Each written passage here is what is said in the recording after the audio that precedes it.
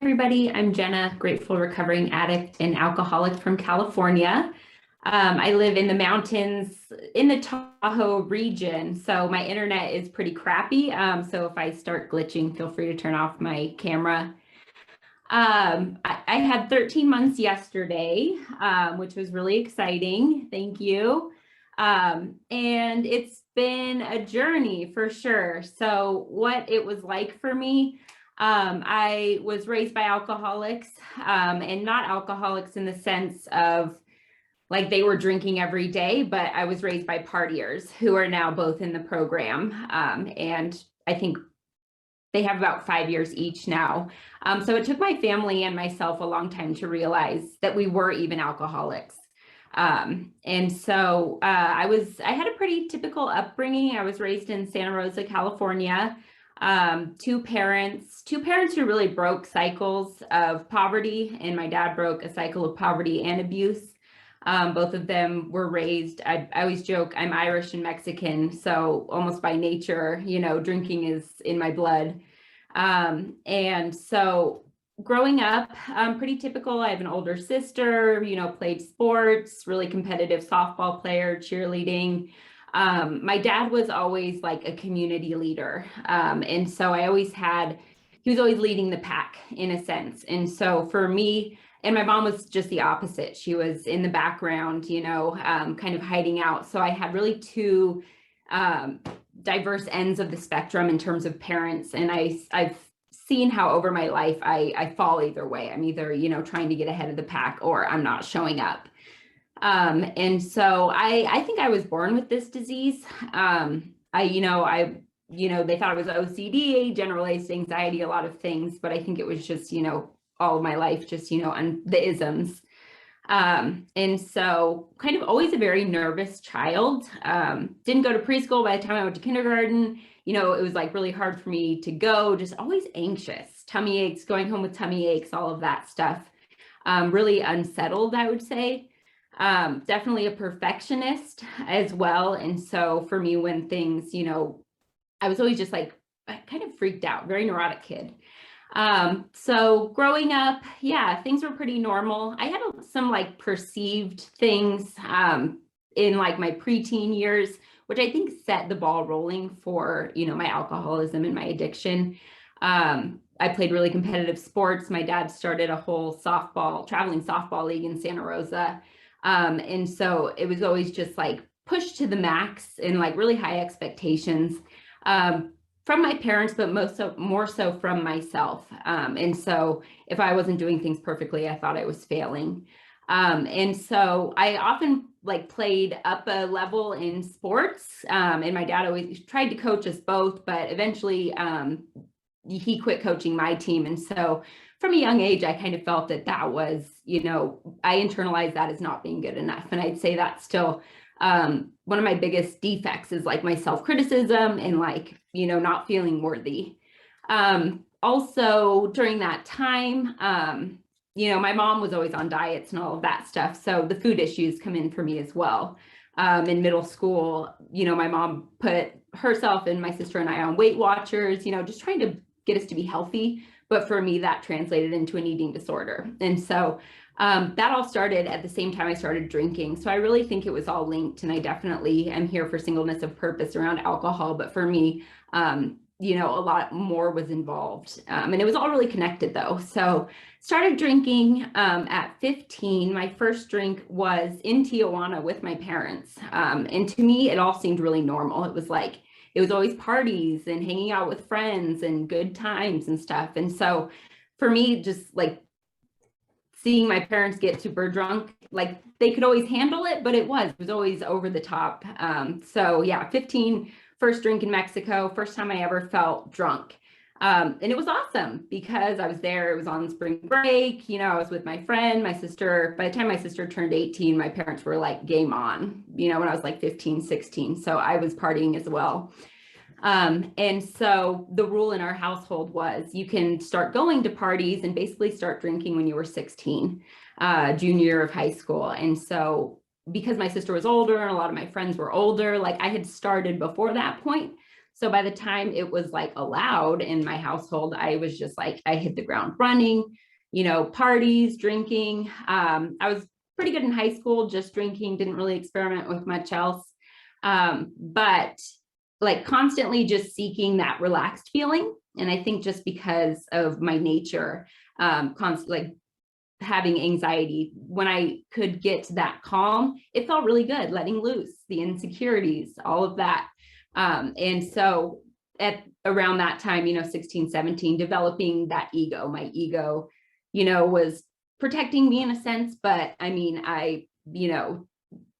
when I was out of control. And so junior year was pretty crazy with parties and stuff, got in some trouble.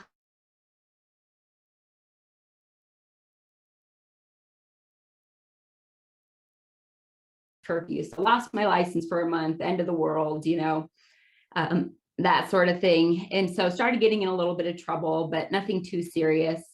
By my senior year, I'd started wrecking some relationships, making poor decisions, constantly just trying to find the party, trying to find that calm, relaxed feeling.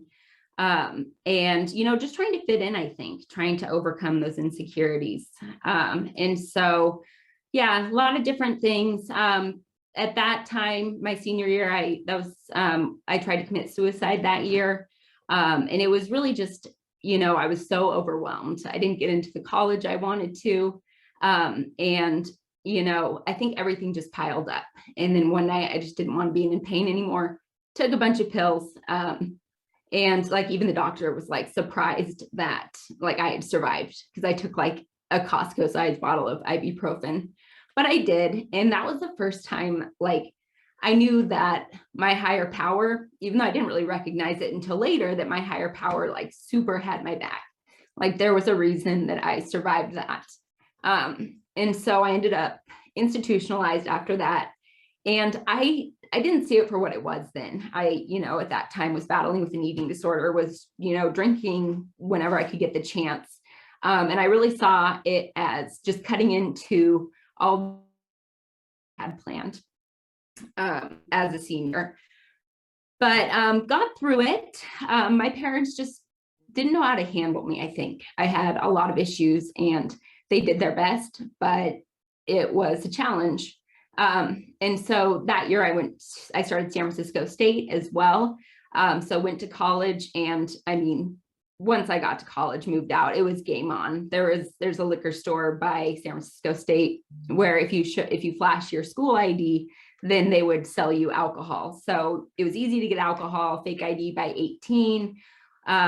I'm so surprised I graduated in 4 years. I also worked on Pier 39. So I was as a server. So just making tons of money, spending it at the bars. At that point, started experimenting with, different drugs.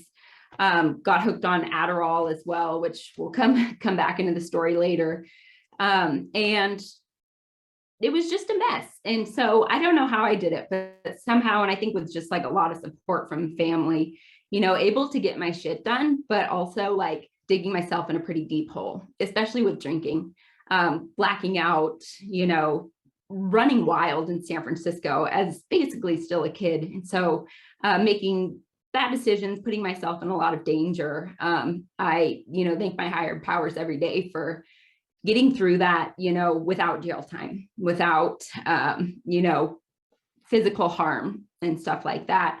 So graduated college, and then started my master's pretty soon after that. I had my master's in teaching. I'm a teacher, but teaching was a lot harder than I thought it would be. And so by the time I started my credential program and my master's, I was bartending as well at that point. That was always my side job. So it was always, for me, a way to keep the party going. I'm kind of weird in that like I'm shy and reserved, but I can also like really put myself out there. So especially if I've noticed it's like, especially when I'm working. So when I teach, I can put on a show. When I bartend, I can as well. But when it's just me, it's weird sober now. I realized I'm kind of shy. So always had bartending in the background, teaching, bartending. I've always really worked myself ragged, addicted to work as well. And so I never could balance it, but I always had a family who would kind of support me regardless. And like they were going through their own shit too. And so um, it's taken me a long time to grow up, and I feel like I've barely just started that. So yeah, just drank a lot through my 20s, got my teaching credential, got my master's because of like my drinking and also Adderall use. It took me a while to get my master's after I got my credential. And, you know, it just turned into every night drinking. And, you know, for me, I just never had that off button. And so just, you know, 0 to 60, and I don't know when to stop. I'm the first one at the party, the last one to leave. And yeah, it's just no control. But like partying was kind of all I knew. It was, you know, that's all I saw when I was raised is, you know, this is how you socialize. And so it never occurred to me, and I didn't have, AA was never planted as a seed for me. So I didn't really kind of get what things should look like for me. But so what happened the first time I tried to quit drinking, I pretty much just made a fool of myself for like the fifth time in front of my partner's family before the night of his sister's wedding.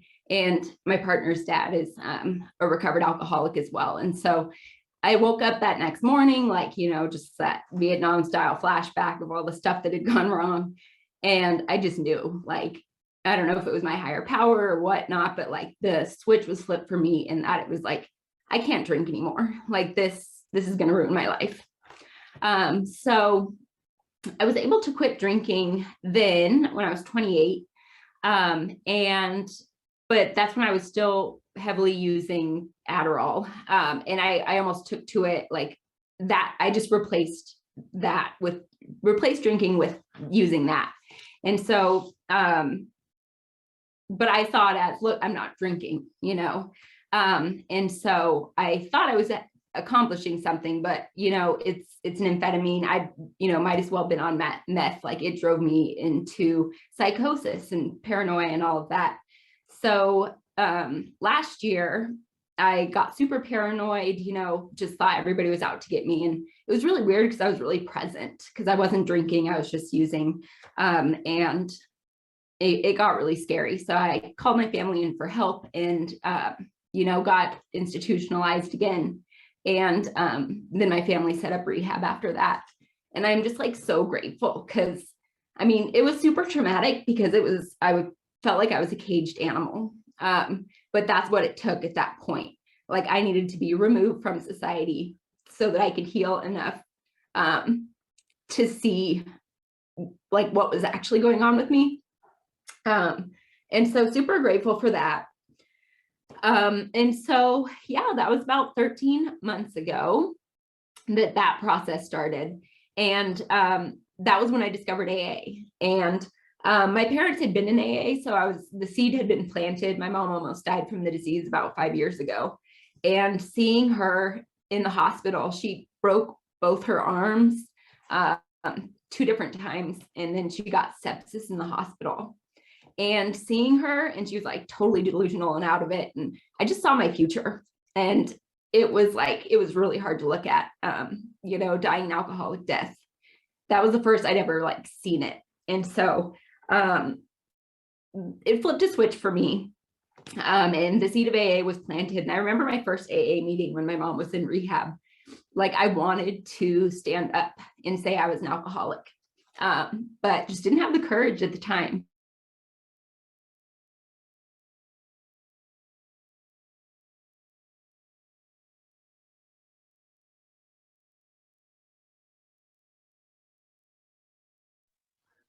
Oh, Jenna, I think we lost you there for a second. Let's see if she comes back.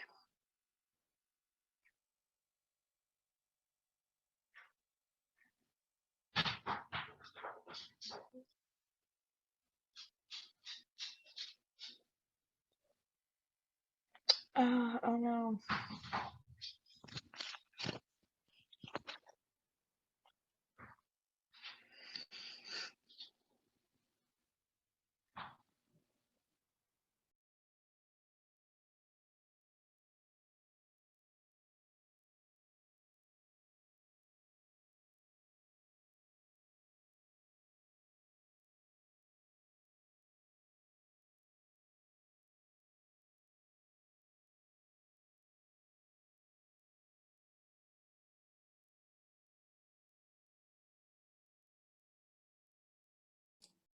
Sorry about that. I knew my internet totally sucks.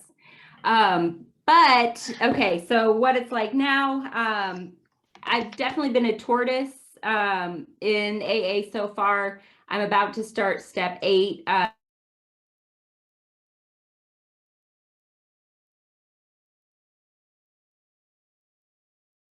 Go through the steps. But you know, it's working and it is the easier, softer way.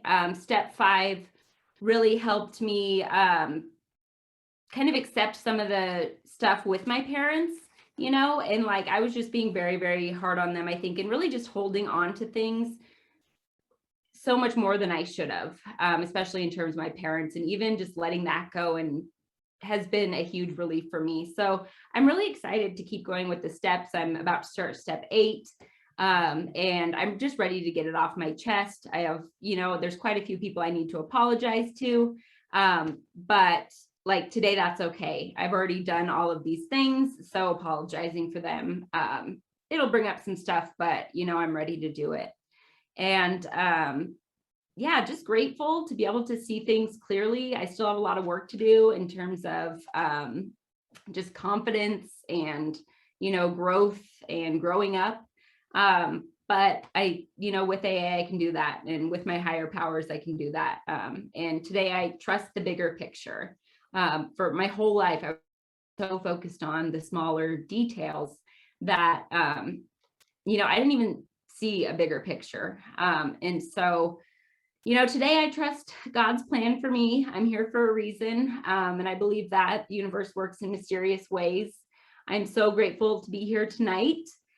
This is only my second time sharing my story, so bear with me. But yeah, that's all I got. But yeah, thank you guys.